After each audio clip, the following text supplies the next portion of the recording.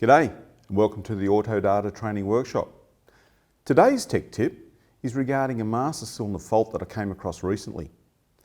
Had a customer complain that when she was sitting at the traffic lights, the brake pedal went to the floor. On an inspection of the vehicle, I inspected all the wheels, master cylinder, all the hydraulic circuit. I couldn't find any external leaks. On questioning the customer a bit more carefully, gave me a clue as to what was happening.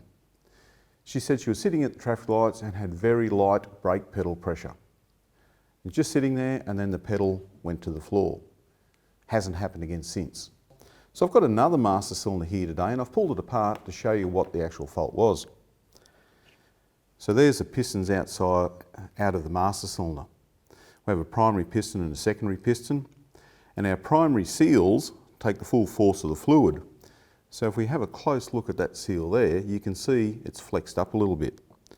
So if I simulate that with my hands, so the seals are flexed up like that.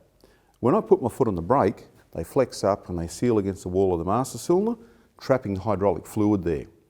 Now what happens is, if you have very light brake application and the seals are old and worn, and they're relaxed, very light pressure, you push your foot lightly on the brake pedal, the fluid can escape over top. But if you push your brake pedal really hard, they flex up and they seal. So you've got to test under the exact same conditions as what the customer had the problem.